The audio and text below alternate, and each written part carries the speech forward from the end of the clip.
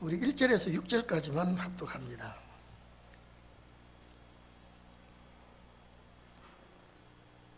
우리 가정에 계시는 분들도 저와 함께 우리 합독하시면 좋겠습니다. 시작.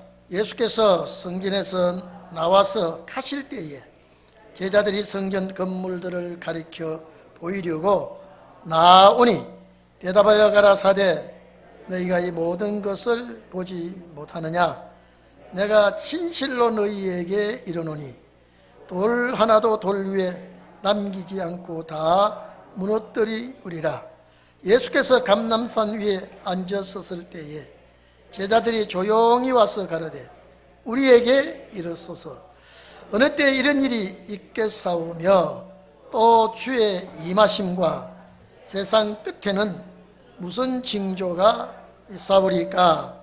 예수께서 대답하여 가라사대 너희가 미혹을 받지 않도록 주의하라. 많은 사람이 내 이름으로 와서 이르되 나는 그리스도라 하여 많은 사람을 미혹해 하리라. 난리와 난리 소문을 듣겠으나 너희는 삼가 두려워 말라. 이런 일이 있어야 하되 끝은 아직 아니니라. 아멘. 우리 6절까지 합독해 드렸습니다.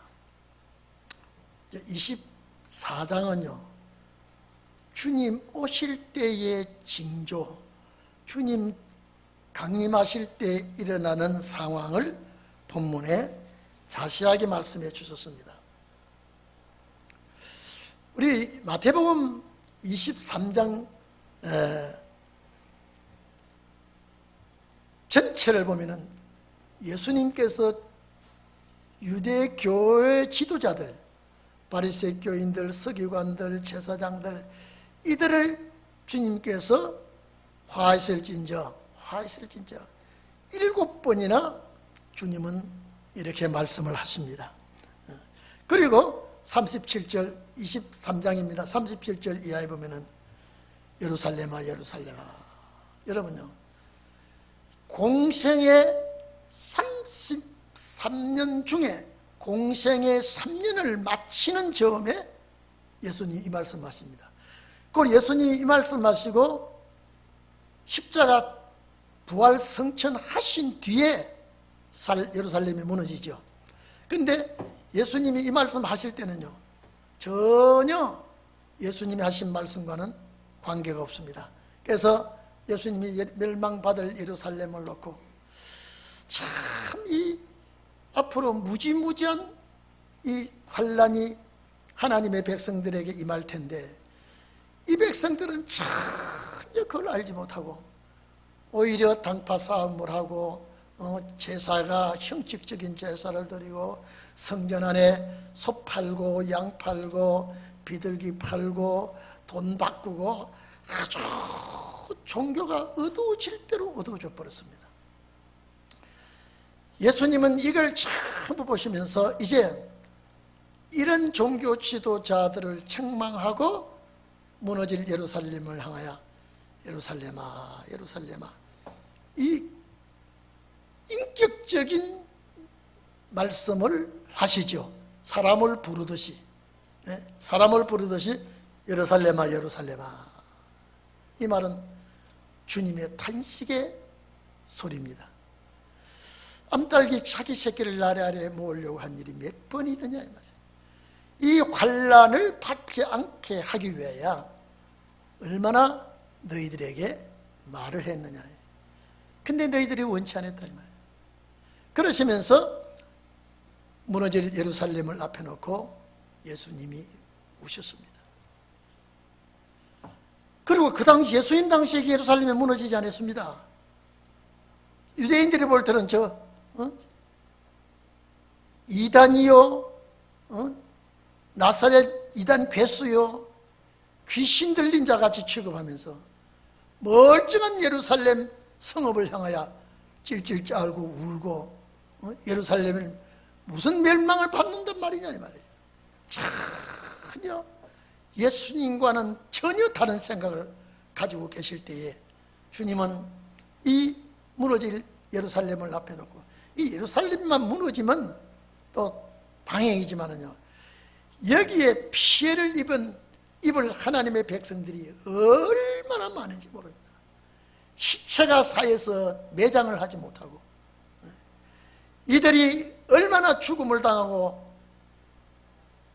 포로로 잡혀가고 또 팔려가고, 아주 예루살렘이 유대 나라가 초토화될 것을 주님은 미리 감지하시고 오셨습니다. 그리고 이제 여러분, 예수님께서 이렇게 말씀을 하시고 예루살렘 성전에서 나오십니다. 예수님은 저들이, 반대자들이 뭐라고 했든 간에 예수님의 말씀을 듣고자 하는 자들이 있으면 반대하는 자들을 바라보지 아니하고 강론을 하십니다. 쭉 강론을 하시고, 이제 성전에서 나와서 제자들과 함께 감람산으로 가는 도중에 대화가 벌어지고 있습니다. 감람산이라고 하는 뜻은요, 올리브산입니다. 감람나무의 산지가, 거기에 예루살렘 성전에서 건너다 보면요, 조그마한 시내가 내가 있습니다. 지금 가보면요, 그게 감람산 같지도 않고 기드론 시내도 시내 같지도 않습니다. 전부 주택이 다 들어서 버렸습니다. 예수님 당시는 성전에서 내다보면 앞에 기드론 시내가 있습니다. 그 시내를 건너가면 조그마한 동산이 있습니다. 그 동산이 감람산입니다. 올리브산이라고 또 말하죠. 그런데 예수님께서 제자들에게 이 성전을 향하여 무너진다고 말을 합니다. 여러분, 이 성전을 얼마나 오래 지었는지요. 이스라엘 백성의 3대 성전이 나오면요, 이 성전이 세 번째 들어갑니다. 첫 번째 성전은요, 솔로몬 성전이죠. 솔로몬 성전. 열왕기상 6장 1절 이하에 쭉 보면요, 8장 계속 거기 보면 솔로몬이 성전을 짓고 봉헌식을 하게 됩니다. 그때까지는 성전이 없었습니다. 그런데 솔로몬이 그 아버지가 성전 지으려고 무척 애를 썼습니다. 그런데 하나님께서 다윗에게 성전 짓는 것을 허락하지 아니하고 그 아들 솔로몬에게 성전 짓는 것을 허락을 하고, 그래서 최고의 아름다운 성전을 지었습니다. 그런데 그 성전 짓고 성전이 우상이 되었습니다. 이스라엘 백성들이 그 성전에서 하나님을 섬기고 정말로 진정한 제사를 드려야 되는데, 그만 그 성전에서 점점 형식화가 되고, 그만 이스라엘 백성들이 어쨌든 이방과 타협을 하게 되고요. 여러분요, 하나님의 백성들이 이방과 타협하며 이방 신을 섬기는 것은요, 이방 사람들은 우상을 만들어 놓고 경배합니다. 우상, 보이는 그 앞에 경배하니까 사람들이 볼 때 실감이 납니다. 형상을 만들어 놓고 절하니까. 근데 기독교 역사는요, 만드는 것이 없습니다. 만들지 말라 그랬습니다. 보이지 않는 하나님을 보이는 신과 같이 섬기면 되는데, 이스라엘 백성들이 보니까 저것들은 우상을 만들어 놓고 섬기니까, 안 보이는 신을 섬기는 것보다 보이는 신을 만들어 놓고 섬기니까 오히려 그쪽에 자꾸 마음이 빼앗겨서 그만 우상을 받아들이게 됩니다. 우상을 받아들이게 되니까 하나님을 가까이 하지 못하지요. 노엽게 합니다. 그때 선지자들이 막 책망을 합니다. 그 책망을 이스라엘 백성들이 받아들이지 않습니다. 이게 복 받으려면요, 책망할 때 받아들이고 회개하면 책망을 합니다. 그래서 우리가요, 제가 이 사복음서를 이번에 자꾸 기도하면서 제가 집에서 한번 읽어보고, 우리 성도들 오늘 누가 나오실까 자꾸 이러면서 이 성경을 보는데요, 우리가 이 사복음서하고 계시록은 고향 갈 사람이 반드시 이 말씀을 붙들어야 된다 그랬죠. 왜냐면요, 이스라엘 백성들이 고향 갈 때 다섯 권의 책은 고향 갈 자들에게 필수입니다. 창세기, 출애굽기, 레위기, 민수기, 신명기는요, 고향 가는 백성들의 교과서입니다. 그런데 신약 시대에 와서는 그 사복음서와 계시록은 고향 갈 사람들의 필수입니다. 그리고 여러분요, 자, 구약 성경 중에 고향 갈 사람들이 절대 필요한 과목이 또 있습니다. 모세 오경과 시편 5권입니다. 이해되십니까? 시편 5권은요, 1권, 2권, 3권, 4권, 5권 있죠. 시편 5권은 하늘나라에 소망을 두고 그 나라 갈 사람들에게 필수 참고서입니다. 그래서 시편 1편에 복 있는 자는 그렇게 나옵니다. 무슨 복입니까? 영생의 축복받을 자입니다. 악인에게를 쫓지 아니하며 죄인에게를 쓰지 아니하며. 그러면서 나중에 이 복 있는 자는 어떤 사람이냐? 시냇가에 심은 나무가 시기를 쫓아 과실을 맺. 이거는 신혼의 날의 역사를 거기다 얹어버립니다. 환난 날에 견디는, 악인은 바람이 나는 겨와 같이 다 심판받아도 복 있는 자는 시냇가에 심은 나무와 같이 결실을 하게 되고 그 축복을 받게 된다는 언제나 성경 첫 장은 총제목입니다. 총론이에요.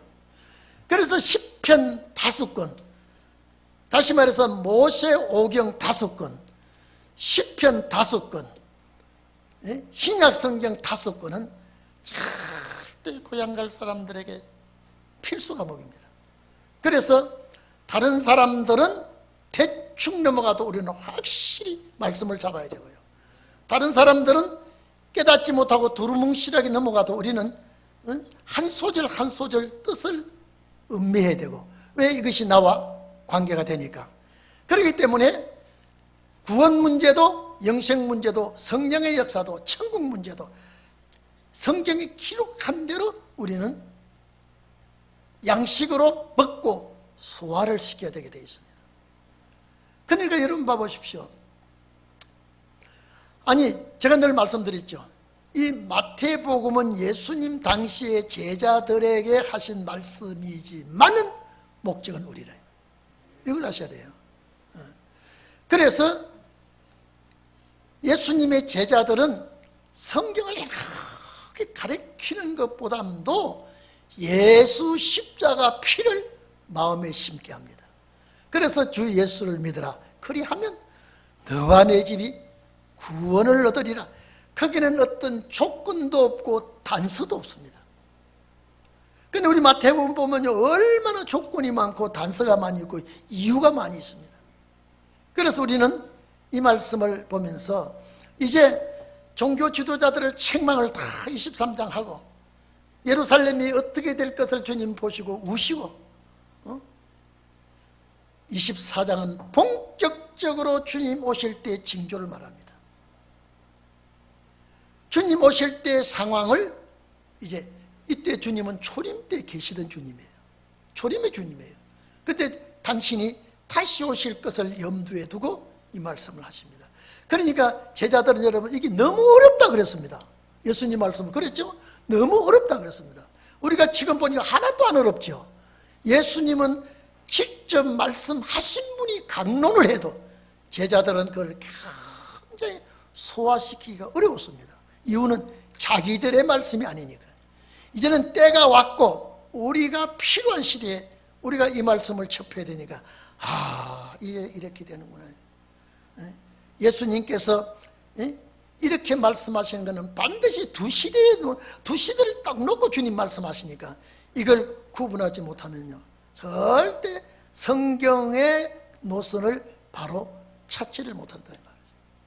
그러니까 예수님께서 예루살렘에서 성전에서 가르치시고 여러분 여기 21장 23절에 보면 예수님이 성전에 들어가셨단 말이 나옵니다. 성전에 들어가서 가르치시고 이제 오늘은 성전에서 나와서 감람산으로 가게 됩니다. 그러니까 여러분 봐보십시오. 자, 성전에서 가르치면 반대하는 사람도 있지만은 주님의 말씀을 듣고 싶어하는 자도 있습니다. 여러분, 우리도 그렇습니다.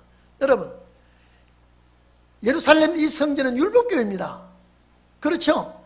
이 율법교회지만은 예수님 들어가서 가르쳤어요. 오늘 우리도요, 신혼의 종들이지만은 은혜 시대 종들이 듣고 싶어하면 가르쳐야 돼요. 그래서 우리가 많이 드러나야 됩니다. 자, 여러분, 예수님 그랬죠? 너희가 선생이 되어야 된다. 사도 바울도 그랬습니다.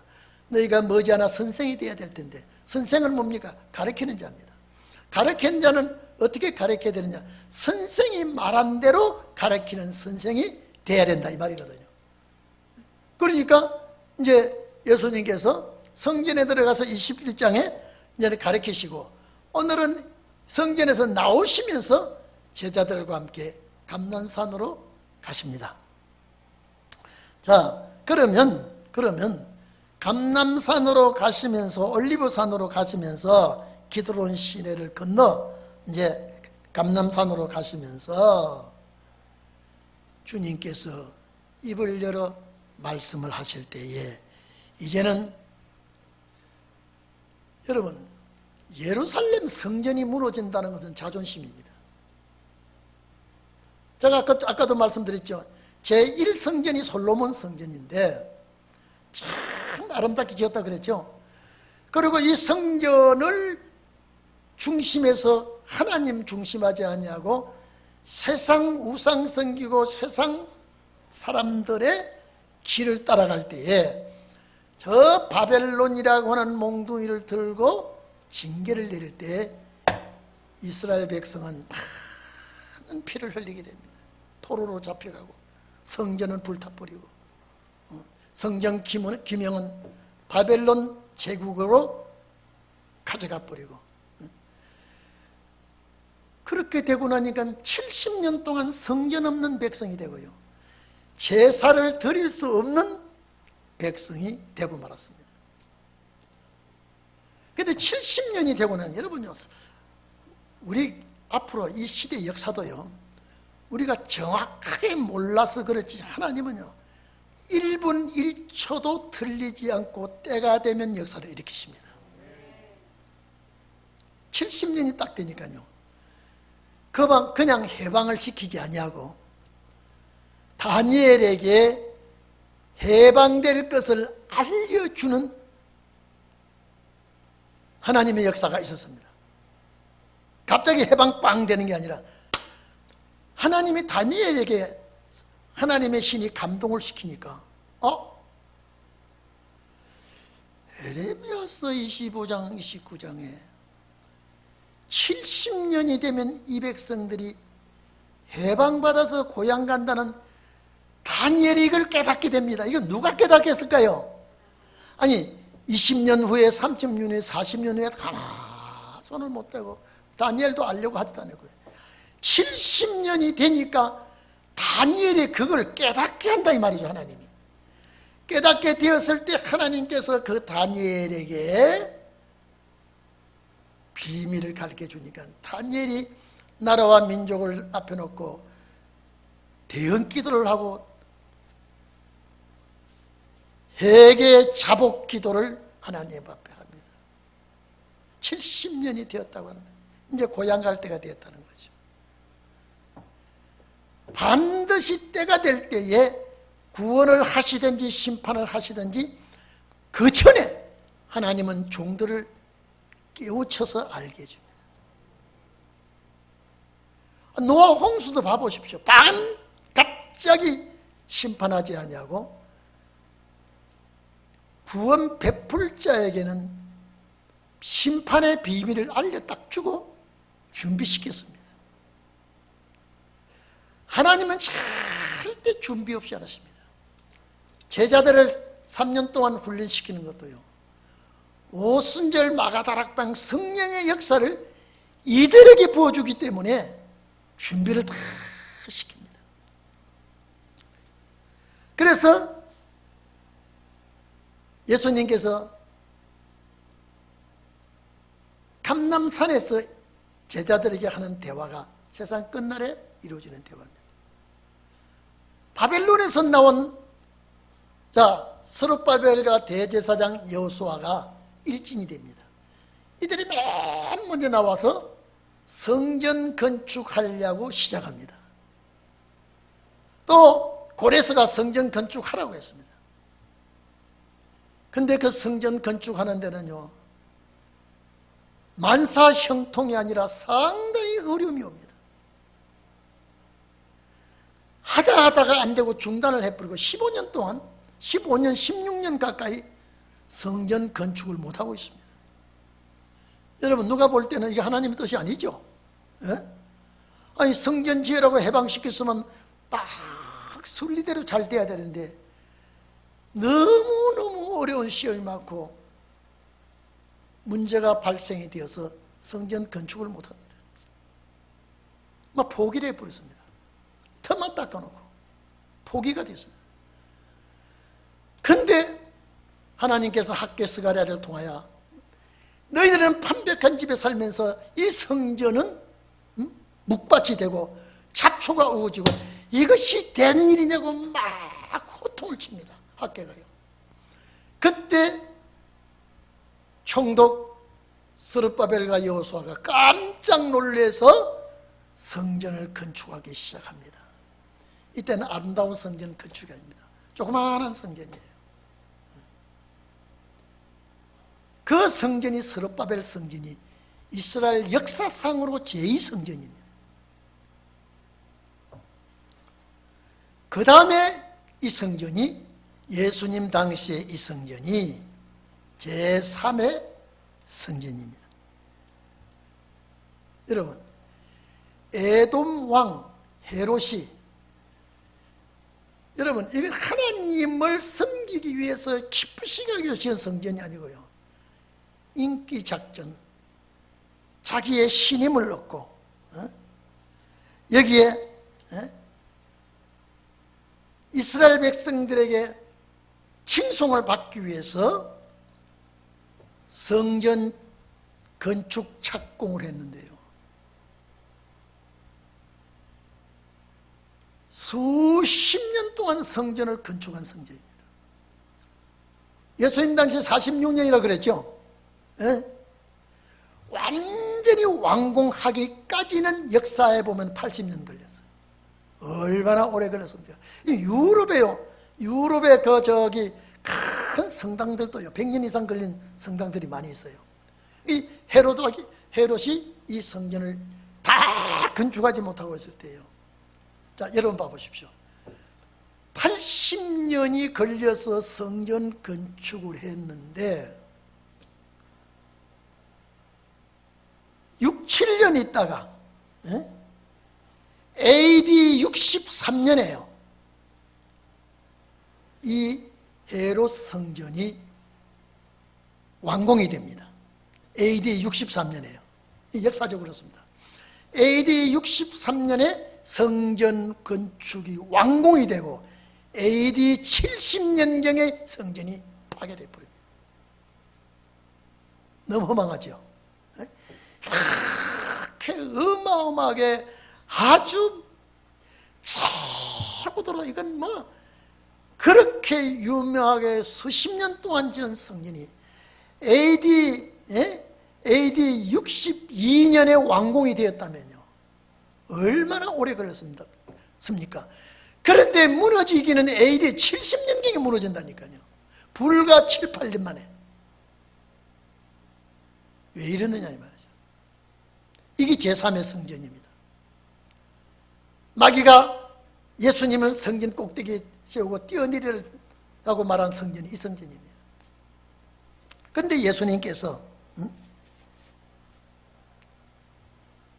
이 성전이 돌 하나도 돌 위에 남지 않고 무너뜨리온다 그랬습니다. 제자들이 깜짝 놀랍니다. 예루살렘 성전은 유대민족의 자존심이 걸려 있습니다. 여러분, 이리 좀 보세요. 성전이 무너진다고 하는 것은 민족의 패망입니다. 이스라엘 백성들이 역사를 알고 있습니다. 솔로몬 성전이 무너질 때 이스라엘 백성이 패망이 됐거든요. 그러면 예수님께서 이 성전이 무너진다고 하면 다시 이 나라가 망한다는 소리거든요. 그렇죠? 여러분 봐보십시오. 주님이 십자가 못 박혀 돌아가시고 AD 33년경이라고 한번 해보십시오. 그리고 주님 돌아가시고 성천하신 다음에 30년이 더 있다가 예수님 하신 말씀이 응한다니까요. 바로 일어나는 게 아니라 예수님 이 말씀 하시고 30몇 년 후에 유대나라가 폐망이 됩니다. 그렇기 때문에 오늘 우리가 신원의 날을 기다리고 있습니다. 반드시 신원의 날이 터지기 전에 종들이 알 자들은 알게 되어 있습니다. 이게 신원의 날의 역사도 마찬가지입니다. 여러분 아침이 올 때 바로 해가 뚝 동력에 떠버리는 게 아니라 먼동이 트기 시작하고 서서히 어둠이 물러가고 아침이 되고 햇살이 산에 비치기 시작하죠. 바다에는 수평선에서 해가 솟기 시작하죠. 서서히 해가 뜨듯이 역사의 모든 시작도 그렇습니다.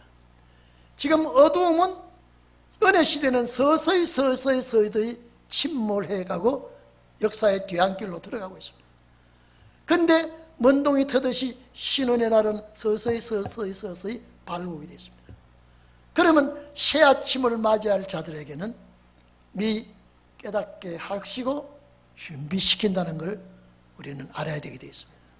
여러분이 중차대한 사명을 여러분이 지금 가지고 있다는 걸 믿으셔야 됩니다. 여기 봐보십시오. 그래서 예수님께서 성전에서 나와서 가실 때에 제자들이 성전 건물을 가리켜 보이려고 나오시니 이 여러분 있어. 참 우리나라의 최고의 국보요. 여러분 우리나라 국보 1호가 뭡니까?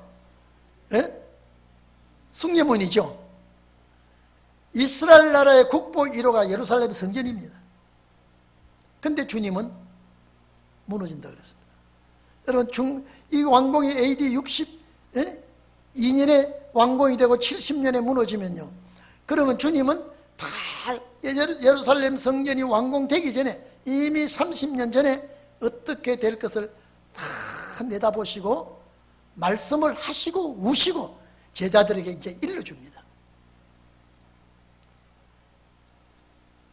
자, 내가 진실로 너희에게 이르노니 돌 하나도 돌 위에 남기지 않고 다 무너뜨리우리라요. 여러분, 그래서 구약 말기의 교회가 한번 파괴가 되고요, 신약 말기의 교회가 다시 심판 들어옵니다. 구약 말기의 교회 심판 들어오듯이 신약 말기의 교회 심판 또 들어옵니다. 왜냐? 여러분요, 저때 기독교 방송을 뉴스 보려고 하다가 보니까요,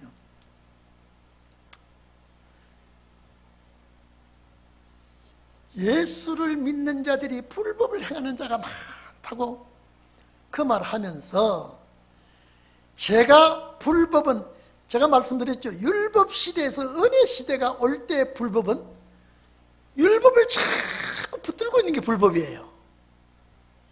지금 은혜 시대에서요, 신혼의 날이 넘어올 때 불법은 뭐냐? 말씀 붙들지 않고 십자가 피만 가지고 있으면 불법이 되는 거예요. 내 이름으로 귀신 쫓아내고 내 이름으로 선지자 노릇하고 내 이름으로 병자 노릇하고, 이거 주님 이름으로 다 한 거예요. 그런데 예수님께 나는 도무지 너를 모르겠다, 불법을 행하는 자를 이랬죠. 여러분, 은혜 시대 같으면 최고의 종입니다.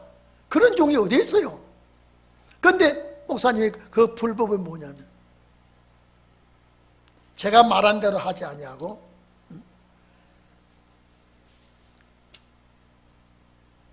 예수 이름 팔아서 자기들의 모든 이권을 착복하고, 이단들이 여기에 해당된다 그래요. 이단들이. 그거 맞는 말이에요. 그러나 자기들도 해당되거든요. 예? 여러분, 율법 시대에서 은혜 시대가 왔는데 율법만 계속 붙들으면 그게 불법이 되는 거예요. 율법 시대는 불법이 아니에요. 근데 은혜 시대에, 여러분, 은혜 시대 주님 오시면요 충분합니다. 그런데 주님은 은혜 시대에 오시지 않냐고 신혼의 날로 말씀하시거든요. 근데 신혼의 날이 오면 신혼의 날에 준비를 해야 되거든요. 안 하면 불법이 됩니다. 근데 그 목사님 당신이 불법을 행하는 줄 모르고 이단들이 행하는 불법만 얘기하더라니까요. 말씀 붙들지 않냐. 여러분, 방언하고 예언하고 신유연설하고 병 고치고 아무리 잘해도요, 신원의 말씀을 붙들지 아니하면 육체구원이 없습니다. 육체구원이 없어요. 환난 받게 되는 거예요. 예수님께서 감람산에서 이 강의를 하실 때에 성전에 나와서 기드론 시내를 건너서 감람산에 가실 때에 너희들 제자들은 이 성전을 자랑 삼아서 말씀하시는데 주님은 이 성전이 무너지면 처참한 환란이 오게 될 것을 주님은 알고 계시거든요. 오늘 여기 보면요, 제자들이 그랬죠. 제자들이 마가복음 13장 1절에는요 제자 중에 한 사람 그랬습니다. 제자 중에 한 사람. 근데 마가복음 13장 3절에 보면요 이 질문한 제자들이 누구냐라고 하는 것이 나와 있습니다. 베드로, 안드레, 야고보, 요한. 마가복음 13장은 요 제자들의 명단이 나와 있습니다. 누가복음 21장 5절에 보면요 미석으로 짓고 참 아름답게 정말로 별별 성전에 아름다운 장식품을 다 해놨어요. 그건 미석으로 최고의 아름다운 돌을 가지고 성전을 지은 것입니다. 그런데 여러분 봐보십시오. 이 성전이 무너진다? 파괴된다? 그러면 성전만 파괴되면 참 다행이지만은요 유대 백성들이 얼마나 희생이 될지, 학살이 될지, 참 이 성전이 무너질 때 여러분요 AD 70년경에 디도 장군이 와가지고요 예루살렘 성전을 파괴할 때요 수천 명이 학살을 당하고요 3만 명이 노예로 잡혀갔다고 그래요. 생각해 보십시오. 기가 차지 않습니까? 거기서 버티고 반항을 하다가 죽은 자들이 12,000명이 그 전쟁에서 죽게 되고요.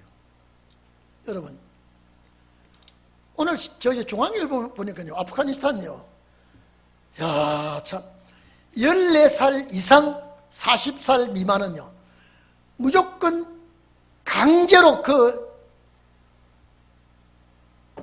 점령군 그 못된 그들에게 강제 결혼을 시키더라고요. 14살짜리가 뭘 합니까?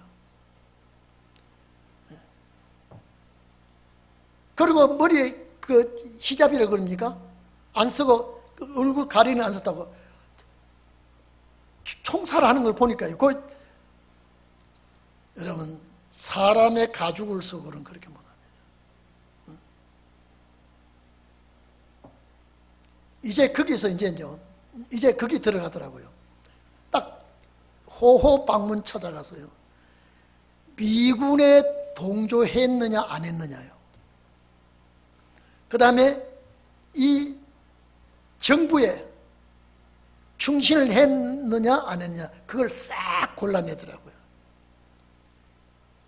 그렇게 죽인 월남과 월맹 전쟁 때 월맹이 월남을 통일하고 미군 철수해 버린다며요.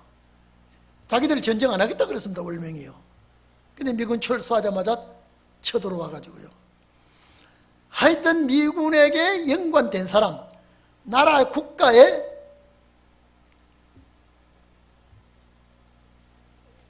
일한 공무원들, 지주들, 아니 거기 가면 여러분 가보십시오. 안경 꼈다고 요거는 반동이라고 죽이고요. 손 만져보고 보들보들하다고 죽이고요.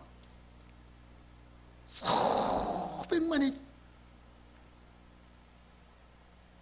죽은 시체의 해골이요. 이런 푸놈펜 가서 제가 보니까요, 이는 방에 꽉 찼어요. 해골만 사놓은 데가. 얼마나 잔인하고 얼마나 잔인한지요. 유대인 예루살렘 성전이 무너질 때에 완전히 예루살렘을 부숴버리고 유대인들 싹 잡고 포로로 잡아가고 이 살인사건을 저지를 때 역사에 보면요, 유대인의 핵심 멤버들요, 하루에 500명씩 십자가에 처형을 시키답니다.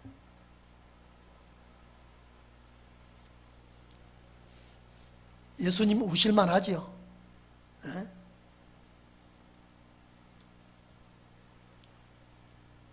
여러분, 우리나라가 지금요 참 위험한 시대에 놓여 있습니다. 이 민주당 75명 연판장을 돌려서 미군 철수하는 거, 이제 휴전협정 파기하고 평화협정, 이게 얼마나 위험천만한 소리인지 봅니다. 한미 군사훈련 중지시키고, 아마 김정은이가 월명 사건, 캄보디아, 아프가니스탄 저 사건을 보고 아마 침을 흘리고 있을 겁니다. 예루살렘이 이 큰 성전이 무너지고 이 백성들이 처참하게 죽임을 당하고, 이 소리를 해도 예수는 미추경이에요. 30여 년 후에 닥칠 일을 예수님은 미리 내다보셨습니다. 그래서 돌 하나도 돌 왜 낭비지 않냐고 다 무너뜨리우리라. 아름다움은 뭐합니까? 성전에 제사드리는 하나님의 백성들의 마음이 아름다워야죠. 모든 죄악의 엉망진창으로 범죄는 그 안에서 다 저지르고 하나님의 뜻은 전혀 내몰라라 하고, 이러니까 이런 엄청난 문제가 생기게 되죠. 그래서 제자들이 충격을 받고, 여러분, 자 3절에 보면 감람산 위에 앉았었을 때 제자들이 조용히, 여러분 이리 좀 보세요. 감람산 위에 이제 올라가서 앉으니까 제자들이 조용히, 이건 너무 긴장된 소리입니다. 여러분 봐보십시오. 저것이 불타고, 여러분 생각해 보십시오. 앞으로 우리나라가 적화 통일된다고 생각해 보십시오. 이 끔찍한 사실입니다. 근데 국회의원들이 정신을 못 차리고 있거든요. 청와대 완전 주사파가 진을 치고요, 하는 짓거리가 정말로 희한한 짓을 하고 있습니다. 이제 언론 탄압하는 법 통과시켰더라고요. 이제요. 세계 언론사들이 대한민국 이라면 안 된다고 해도 아랑곳하지 않고 다 하더라고요. 이제는 서서히 민주주의 대한민국 국가가 무너지기 시작하고 있어요. 우리 동인교회 성도들만이라도 정신을 차려야 되고 주님 앞에 기도하고 주님 앞에 힘을 받아야 됩니다. 언제 이런 일이 있게 사오며 그렇습니다. 언제 이런 일이? 이게 뭡니까? 성전 무너지는 일입니다. 제가 아까 말씀드렸죠. 성전만 무너지면 말만 하지만은요, 성전 무너짐과 동시에 피바다가 된다니까요. 우리가 이걸 주변 국가에서 일어나는 걸 지금 보고 있지 않습니까? 그리고는 한미동맹을 정말로 역선하기 전에는 국군이 해야 되는데, 자, 한국 대사관 직원이 미국 대사관에 가 있는, 미국 대사관에 있는 한국 그 대사관 직원이 참 미국에서 배짱 좋죠. 70년 전에는 미국과 동맹을 맺었지만 이제는 미국과 동맹 맺을 그렇게 필요성이 없고 우리는 이웃 국가와 동맹을 맺어야 된다는 이딴 소리를 했더라고요, 미국서요. 미국서 깜짝 놀래요. 이웃과 동맹 맺는다는 게 어딥니까? 중국이거든요. 이런 소리를요, 서슴없이 내뱉고 있습니다. 우리는 사명국가라고 하는 것만 가지고 있지만은요, 하나님이 노하셔서 매를 들면요, 착살난다는 걸 알아야 됩니다. 그래서 조용히 묻는다는 긴장을 했습니다, 제자들이요. 이런 일이 언제 있겠사오며. 자, 주님은 요때 감람산에서 한 30년 지나면 된다 이 소리 안 했거든요. 이런 일이 언제 있겠사오며. 또 주의 임하심과 세상 끝날에는 무슨 징조가 있사오리까. 여러분요, 제자들은 왜 이 질문을 했을까요? 성전 무너지는 질문만 해도 되는데 세상 끝날에는요, 무슨 징조가 있겠습니까? 이걸 제자들이 물었지만은 이 말씀의 역사는 세상 끝날이죠. 이제 오게 돼 있다 이 말이죠. 2000년 전에 주님이 하셨는데 그 2000년 전 사건이 이제 왔다 이 말이죠. 세상 끝날에 무슨 징조가 있겠습니까? 이거는 신호나 징조라는 건 표적입니다. 무슨 표적이 있겠습니까?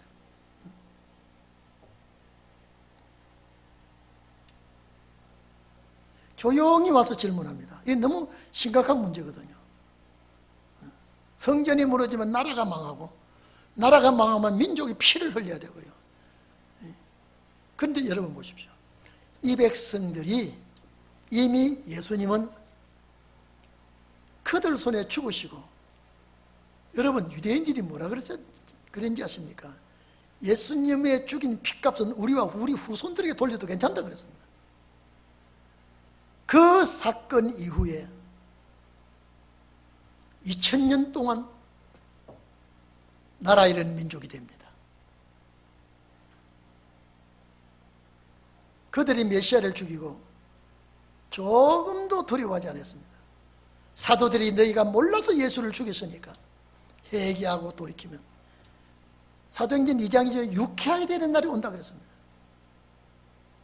회개 안 합니다. 회개는 축복의 시작입니다.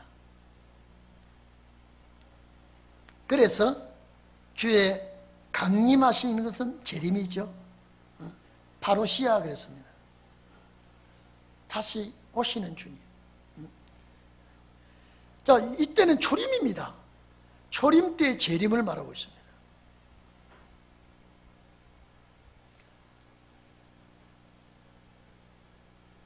이때 예수님께서 딱 첫마디가 사람의 미혹을 받지 않도록 주의해라.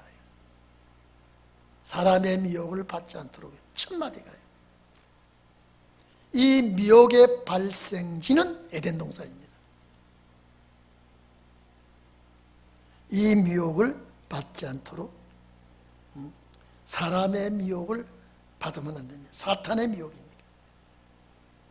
자, 여러분 이리 좀 봅시다.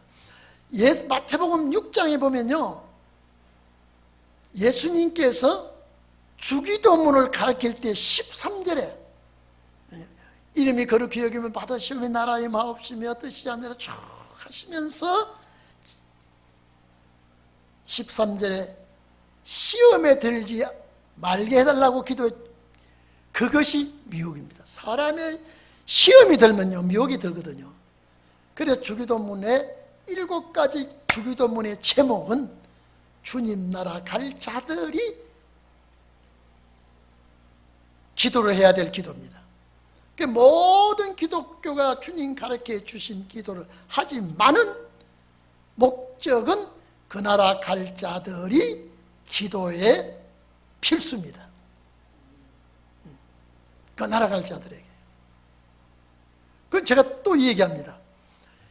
예수님의 제자들이 그 기도를 해달라 해놓고 적어놓았지만은 사복음서 외에는 편지서, 옥중서신, 목회서든 전부 중에 주님 가르쳐 주신 기도를 한 번도 한 제자들이 없습니다.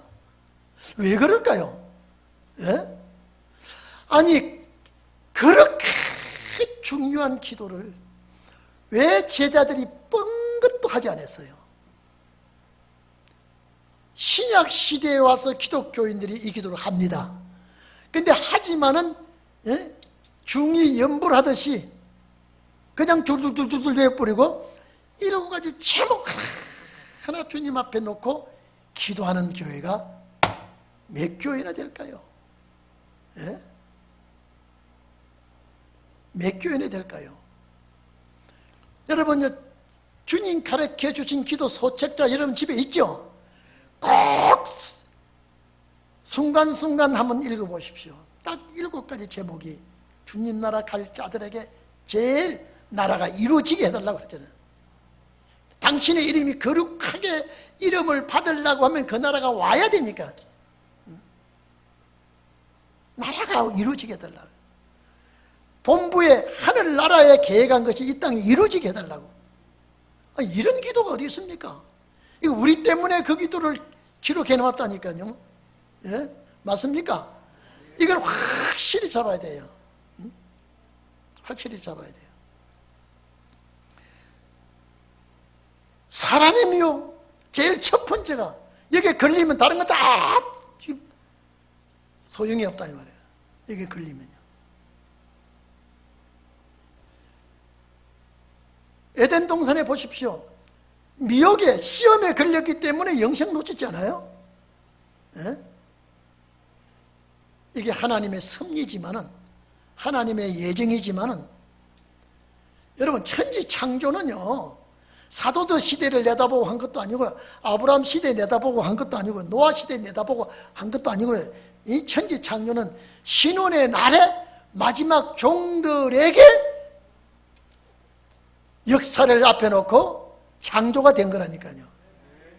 그게 조금 있으면 나옵니다만 마태복음 25장 보면요 창세로부터 오른쪽 양에 대해서 창세 천지 만들 때부터 너희를 위해서 예비한 나라가 이런 말이 났거든요. 이 세상 말고 너희를 위하여 예비한 나라를 상속해라 그랬단 말이에요. 그러니까 천지 창조를 하실 때 아담에 속한 자들에게 6,000년 역사를 이끌어 가게 하고 마지막 아담 예수 그리스도에 속한 자를 통해서 새로운 시대를 열겠다는 것이 하나님의 섭리라 이 말이에요. 에덴 동산에 시험이 들어서 미혹을 받아서 영생을 놓쳤다면 다시 세상 끝날에도 영생하는 역사 앞에는 반드시 미혹이 온다는 거거든요. 에덴 동산에서 출발한 미혹은 그럼 그 미혹은 뭐 하려고 미혹했냐? 영생 빼앗아가려고요. 영생 빼앗아가려고. 여러분 미혹, 자 권사님, 집사님, 나 미혹합니다. 이렇게 하고 안 온다니까요. 미혹이라고 하고 오면 누가 그걸 받아들이겠습니까? 절대 아니라고 합니다. 아니라고 합니다. 여러분 문제가 많아요. 전쟁 문제, 질병 문제, 기근 문제가 많은데 딱 첫 번째가 미혹이란 말이에요. 그러면 그 미혹이 우리에게 온다 안 온다? 절대 오게 되어 있습니다. 미혹이요.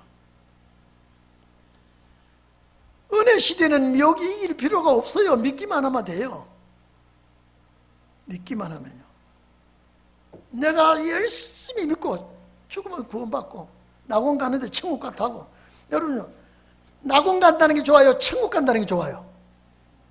다 천국 간다 한다니까요. 우리 신학 동기 목사가 이제 주님 나라 갔는데, 낙원에 갔는데, 우리 같은 동기가, 그 목사가 나이가 좀 많아요. 우리 이 목사님 천국 가서 나오도록 이렇게 기다린다는 거예요. 천국에서. 꽃밭에서 주님 내가 놀아 그랬어요. 우리 오도록. 그러면 우리가 또 이제 가가지고, 그분이 우리 오도록 기다리니까 우리가 가가지고 그 천국에 이 시궁창 같은 죄악 세상 떠나서 천국 가서 이제 아이고 우리 그 목사님 먼저 가서 천국 가서 주님의 품 안에서 얼마나 아름답게 잘 지나는지 우리 빨리 가야지. 그럼 병원을 가지 말아야지. 빨리 가고 싶으면 어떻게 하면 빨리 갑니까? 여러분 물어봅시다. 내가 빨리 가고 싶으면 따라합시다. 차 타고 가다 충돌하든지, 왜 따라하네요? 독한 약을 먹든지, 아파서 죽든지, 안 죽으려고 하면서 가고 싶단다. 뭐 입에 붙은 소리예요. 정말로 천국은 낙원이 아닙니다. 이 몸이 가는 거예요. 몸이 있어야 영광이. 그래서 마지막 천년 안식 지나서 모든 백보자 심판대, 그래서 부활을 시키는 거예요. 복을 주려고. 부활이 없으면 즐거움이 없어요. 육이 있어야 그래서 천년 말기에도 부활을 주는 거예요. 이 몸이, 그래서 우리는 주님 오실 때 변화가 되는 거예요. 이게 변화되는 교과서예요. 그러니까 내가 미혹합니다. 권사님, 집사님, 저 미혹하는 사람이 양복 입고 넥타이 메고 아주 이렇게 안 한다니까요. 집사님, 권사님 정답고 은혜롭게, 때로는 먹는 것 가지고도, 입는 것 가지고도, 때로는 여러분요, 어떤 금전적인 문제 가지고도요, 세상 살아가는데 가장 필요한 것 가지고 미혹한다니까. 필요한 것 가지고. 한 번에 안 넘어가면 두 번, 세 번 계속 미혹합니다. 시간이 너무 많이 가가지고요, 멈춰야 되겠는데, 하여튼 오늘 미혹받지 않도록 주의하라는 것은 있다는 소리거든요. 집사님, 권사님, 돌아갈 때 거기 참 겨울에 되면요, 거기 빙판이 있습니다. 빙판에서 주의하란 말은 그게 주의 안 하면 넘어간다 소리거든요. 여러분, 빙판이 얼마나 미끄러운지 아십니까? 빙판 위에 눈이 와놓으면 진짜 더 미끄럽습니다. 그래서 여러분들 이 말씀을 가지고 잘 준비하시고, 미혹이, 여러분 하와가 미혹한다. 아마 여러분요, 하나님께서 아담에게, 야 너희 아내가 선악과 나무 밑에 가서 뱀이 올 거야, 햇뱀이 와서 미혹하거든, 절대 넘어가지 않는다고, 넘어가지 말라고 얘기하라고 신신당부했으면요, 아담이 하와 혼자 거기 가게 하지 않습니다. 그리고 요 물이 미혹하거든, 역시 나한테 연락해. 당신은 못 물리치지만 나는 물리칠 수 있어. 하나님과 약속한 게 있으니까 가만 내버려 뒀어요. 찰싹 걸려갑니다. 오늘 우리는 영생을 바라보고 주님 나라를 바라보고 저 천국을 소망하고요, 반드시 여러분은 천국의 주인이 되기를 바랍니다. 절대 천국 가야 돼요. 천국 가야 돼요. 벌써 여러분 이렇습니다. 부부지간에도 딱 헤어지면요, 하나는 천년안식 시대 가고 하나는 낙원에 갔다가 무시다가, 이 부부 아니에요. 자식도 그렇습니다. 그래서 마지막 주님 오실 때는 가정회복이에요. 과정을 하나님이 복을 주어서 영생하게 하는 거예요. 그래서 오늘 미혹에 대한 여기까지 말씀드리고 우리 기도하겠습니다. 우리 다 같이 하나님, 정말로 세상 끝날에 제일 무서운 게 전쟁도 아니고 기근도 아니고 미혹이 우리에게 참 무섭구나라고 생각하시면서 두려워하지 말고 또 이길 수 있도록 해달라고 기도하겠습니다. 다 같이 한 목소리로 기도하십시다.